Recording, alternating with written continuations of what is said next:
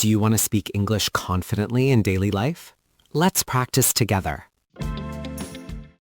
Ordering food and finding my voice.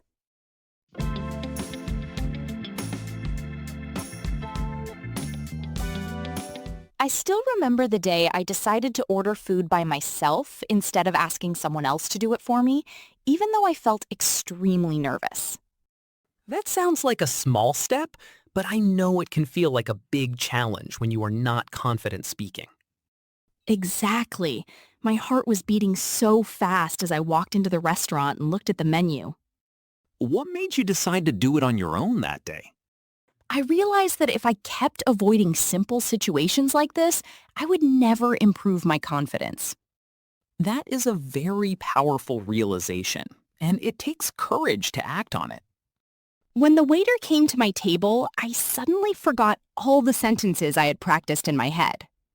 That happens to a lot of people, especially when they feel pressure in real situations. I took a deep breath and slowly said, "I would like to order," even though my voice was shaking. That first sentence must have been the hardest part for you. Yes, but once I started speaking, I felt a little more comfortable with each word. What did you decide to order?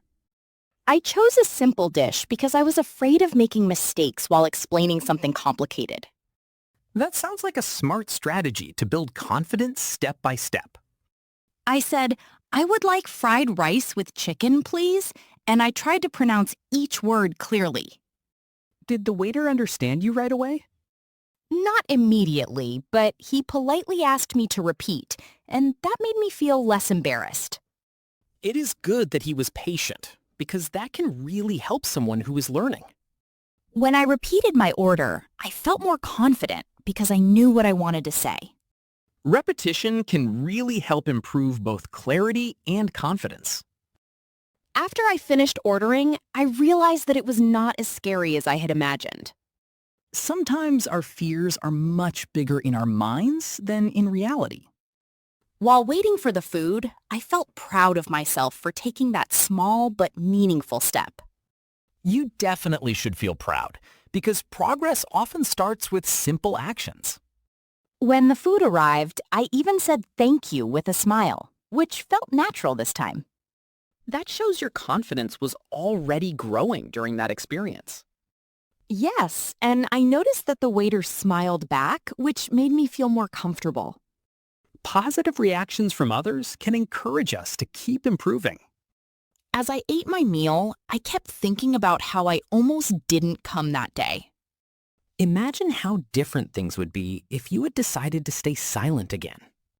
I think I would still feel afraid instead of feeling proud like I did in that moment. That is why facing your fears is so important, even when it feels uncomfortable. After finishing my food, I also practiced asking for the bill in English. That is another great step, because it completes the whole experience. I said, "Excuse me, can I have the bill, please?"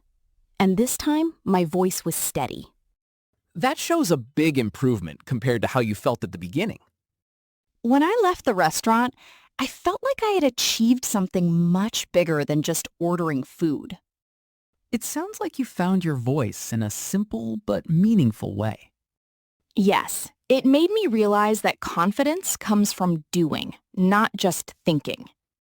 That is a valuable lesson that you can apply in many other situations. Since that day, I have tried to speak more whenever I get the chance. Have you noticed any changes in your confidence since then? Definitely. I feel less afraid of making mistakes and more focused on communicating. That is exactly the mindset that helps people improve quickly. I still make mistakes sometimes, but I no longer let them stop me from speaking.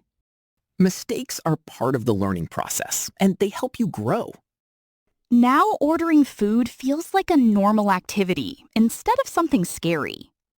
That shows how much progress you have made in a short time. I even enjoy trying new dishes and asking questions about the menu now. That is a great sign that your confidence has truly developed. Looking back, I am glad I didn't let fear control me that day. That decision clearly made a positive difference in your life. It taught me that my voice matters, even if it is not perfect. Your voice absolutely matters, and using it helps you grow stronger. I hope I can inspire others to take similar small steps in their own lives. I think your story will encourage many people who feel the same fear. Sometimes all it takes is one simple action to change how you see yourself. And once that change begins, it can lead to even bigger improvements. I am excited to keep practicing and becoming more confident every day. Keep going, because you are already on the right path to finding your voice.